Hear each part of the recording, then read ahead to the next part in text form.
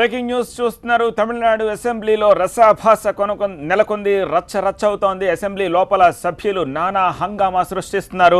సభను సజావుగా సాగనివ్వకుండా ప్రతిపక్ష సభ్యులు, డిఎంకే సభ్యులు, అలాగే పన్నీర్ వర్గానికి చెందిన సభ్యులు, వీళ్లతో పాటు ప్రతిపక్షాలకు మద్దతు ఇస్తోన్న సభ్యులు, కాంగ్రెస్ సభ్యులు సైతం రహస్య ఓటింగ్ కోసం పట్టుబట్టారు. మాట్లాడేందుకు పెద్ద ఎత్తున అవకాశం ఇవ్వడం కోసం స్పీకర్ ధనపాల్ ముందు పెద్ద ఎత్తున ఆందోళన తీవ్రతరం చేశారు. అయితే అందుకు అంగీకరించని స్పీకర్ను మాట్లాడనివ్వకుండా చేసే ప్రయత్నం చేస్తున్నారు. ఈ నేపథ్యంలో స్పీకర్ సభను సజావుగా సాగనివ్వకుండా ఉన్న నేపథ్యంలో దాదాపు గంట పాటు 1 గంట వరకు సభను ఆయన వాయిదా వేశారు. కానీ సభలో సభ్యులు మాత్రం సహజంగా సభ వాయిదా పడిన ప్రతిసారి సభ్యులు బయటకు వస్తూ ఉంటారు. అది 10 నిమిషాలైనా సరే, కానీ సభ్యులు గంట పాటు లోపలే ఉన్నారు. వాళ్ళనెవరిని బయటకు రానివ్వకుండా తలుపులు వేసేసిన పరిస్థితి కనిపిస్తోంది. ఈ నేపథ్యంలో స్పీకర్ మార్షల్ సాయంతో బయటకు వచ్చిన తర్వాత కూడా సభ్యులు బెంచీల పైకెక్కి నానా హంగామా సృష్టించారు. కుర్చీలను విరగ్గొట్టారు, కాగితాలను చించేశారు, మైకులను విరగ్గొట్టారు. సభలో తీవ్రమైన గందరగోళ పరిస్థితులు నెలకొన్నాయి. ప్రత్యక్ష ప్రసారాలని ఆపేసిన నేపథ్యంలో లోపల ఏం జరుగుతుందో బయటకు తెలియనివ్వకుండా చేశారు. TV9కు తమిళనాడు అసెంబ్లీ లోపల నుంచి విశ్వసనీయ సమాచారాన్ని బట్టి అందుతోన్న సమాచారం ప్రకారం లోపల జరుగుతోన్న మొత్తం సీన్ ఇది, పిక్చర్ ఇది. ఇలాంటి పరిస్థితుల్లో సభను ఎలా ముందుకు తీసుకెళ్తారనేది ఇప్పుడు స్పీకర్కు కత్తి మీద సాము లాంటిది. ప్రతిపక్ష సభ్యులు స్పీకర్ మాట వినే పరిస్థితుల్లో లేరు. 15 రోజులు గవర్నర్ అవకాశం ఇస్తే ఇంత తొందరగా ముఖ్యమంత్రి ఎందుకు సభను అత్యవసరంగా సమావేశపరిచారు, అందుకు మీరెందుకు అంగీకరించారని చెప్పి స్పీకర్ను ప్రశ్నించిన పరిస్థితి కనిపిస్తోంది. అట్ ది సేమ్ టైం రహస్య ఓటింగ్ జరిపితే రాజ్యాంగ పరిరక్షణకు, అలాగే ప్రజాస్వామ్య పరిరక్షణకు ఓటమిచ్చిన వారు అవుతారు. కానీ అందుకు విరుద్ధంగా మీరెందుకు ఈ డివిజన్ని తలలు లెక్కించడం ద్వారా చేయాలనే ప్రయత్నం చేస్తున్నారని స్పీకర్ని నిలదీసిన పరిస్థితి కనిపిస్తోంది. ఈ నేపథ్యంలో స్పీకర్ సభను కొనసాగించలేక 1 గంట వరకు వాయిదా వేశారు. సభ బయట, సభ లోపల ఎలాంటి పరిస్థితి ఉంది? తమిళనాడు అసెంబ్లీ బయట ప్రస్తుతం మా ప్రతినిధి అశోక్ ఉన్నారు. అశోక్ని అడిగి తాజా డీటెయిల్స్ తెలుసుకుందాం. అశోక్, ఏం జరుగుతోంది? Any clues? లోపల అంటే అసెంబ్లీ లోపలికి కొంతమంది మీడియా ప్రతినిధులను సహజంగానే అనుమతిస్తారు. అక్రిడేటెడ్ జర్నలిస్టులు, అంటే తమిళనాడుకు సంబంధించిన అక్రిడేటెడ్ జర్నలిస్టులను సభ లోపల గ్యాలరీ వరకు అనుమతిస్తారు. అలా లోపల సభ అయ్యే వరకు కూడా, వాయిదా పడే వరకు ఉన్న జర్నలిస్టులు లోపలికి వెళ్ళి జరిగిందంతా కూడా వాళ్ళు ప్రత్యక్షంగా చూశారు. లోపల జరిగిన గొడవకు సంబంధించిన దృశ్యాలేవి బయటికి స్పీకర్ ఇవ్వకపోయినప్పటికీ, ప్రత్యక్ష ప్రసారానికి అనుమతి ఇవ్వకపోయినప్పటికీ, లోపల ఏదైతే రికార్డ్ కనీసం వాయిస్ కూడా వినిపించకపోయినప్పటికీ లోపలికి వెళ్ళిన జర్నలిస్టులంతా ప్రత్యక్షంగా చూసి వచ్చి ఆ సమాచారం బయట ఉన్న జర్నలిస్టులందరికీ ఇచ్చారు. అట్లాగే లోపల నుంచి బయటకు వచ్చిన ఎమ్మెల్యేలంతా కూడా కొంత సమాచారాన్ని మనకి ఇవ్వడం జరిగింది. లోపల చాలా పెద్ద యుద్ధమే జరిగినట్టుగా మనం భావించాలి. ఏకంగా బల్లల పైకెక్కి ఎమ్మెల్యేలంతా కూడా గొడవ చేశారు. బల్లల మొత్తాన్ని ధ్వంసం చేశారు, మైకులు మొత్తాన్ని పీకేశారు, స్పీకర్ పొడియాన్ని చుట్టుముట్టారు, స్పీకర్ దగ్గర ఉన్న మైక్ మొత్తాన్ని విరిచేశారు, స్పీకర్ ముందు ఉన్న కాగితాల మొత్తాన్ని ధ్వంసం చేశారు. దీంతో స్పీకర్ తప్పనిసరి పరిస్థితుల్లో మార్షల్ సాయంతో ఆయన బయటకు వెళ్ళిపోవాల్సిన పరిస్థితి ఏర్పడింది. 1 గంట వరకు కూడా సభను వాయిదా వేయాల్సిన పరిస్థితి ఏర్పడింది. ప్రస్తుతం విరిగిపోయిన బల్లలన్నీ రిపేర్ చేస్తున్నారు, పాడైపోయిన మైకులన్నీ బాగు చేస్తూ ఉన్నారు. 1 గంట తర్వాత తిరిగి సభను ప్రారంభించడానికి ఏర్పాట్లన్నీ కూడా చేస్తున్నారు. ముందుగా నిర్ణయించిన ప్రకారం ఇచ్చిన హెడ్ కౌంటింగ్ అనేది పూర్తి స్థాయిలో ఆగిపోయినట్టే చెప్పాలి. 1 గంట తర్వాత మళ్ళీ స్పీకర్ నిర్ణయం తీసుకుని మళ్ళీ సభను యథావిధిగా ప్రారంభించి కౌంటింగ్కు తిరిగి అనుమతిస్తారో లేదో చూడాల్సి ఉంటుంది.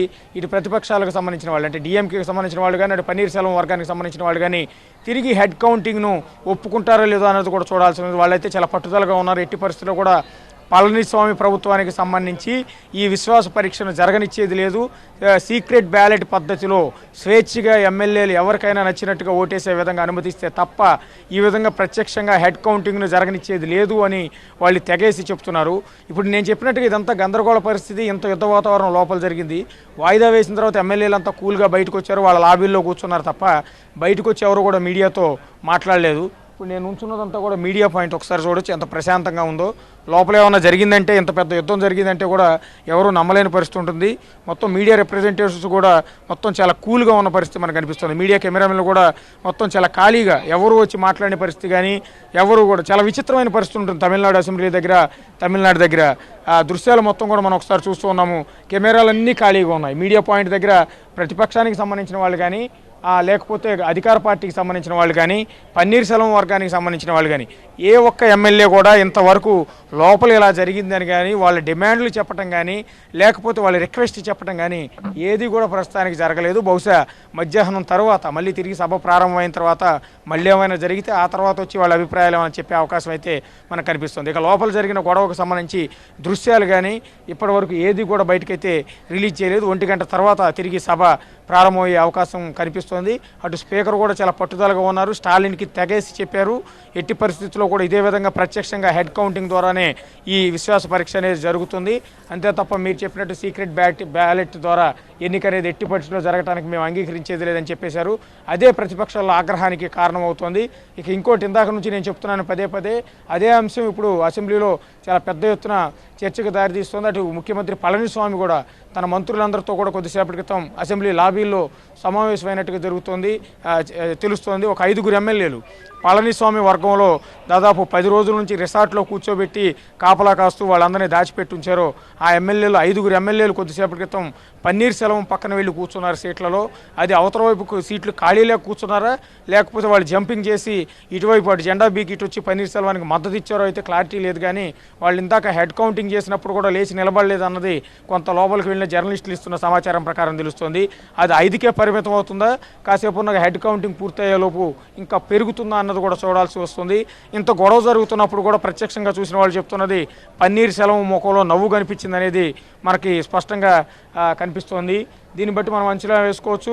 ప్రతి క్షణం కూడా ఉత్కంఠ భరితంగా అసెంబ్లీ జరగబోతోంది. ఏ నిమిషాన్ని ఏదైనా జరగవచ్చు అన్నది మనం మొదటి నుంచి కూడా చెప్తూ ఉన్నాము. తమిళనాడు అసెంబ్లీ అంటే ఆషామాషి కాదు. అటు డిఎంకే చాలా స్ట్రాంగ్గా ఉంటుంది. ఇక్కడ అధికార పార్టీకి ఎంతమంది ఎమ్మెల్యేలు ఉన్నారో ప్రతిపక్ష పార్టీ కూడా ఒక 10-12 మంది ఎమ్మెల్యేలు తక్కువగా అంతే స్థాయిలో అంతే బలంగా ఇక్కడ ఉన్నారు.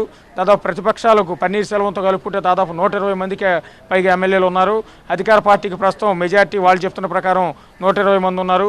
మధ్యలో కాంగ్రెస్ వాళ్ళతో కలుపుకుంటే వాళ్ళు ఒక 10 మంది ఉన్నారు. మొత్తం 234 మందిలో ఈ ఫిగర్లన్నీ చూసుకుంటే సమాన బలాబలాలు అనేవి ఉన్నాయి. ఇప్పుడు ఎవరు మెజార్టీ ఇస్తారు, ఎవరెవరు విజయం సాధిస్తారు, ఎవరెవరు సీఎం స్థానంలో కూర్చుంటారో కూడా అర్థం కాకుండా ఉంది.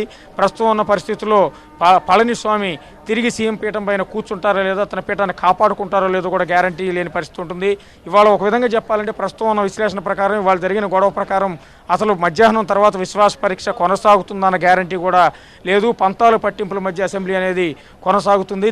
దీని ప్రకారం విశ్వాస పరీక్షకు సీక్రెట్ బ్యాలెట్ పద్ధతిలో స్పీకర్ ఒప్పుకోరు, ప్రత్యక్ష పద్ధతిలో ప్రతిపక్షాల వాళ్ళు ఒప్పుకోరు.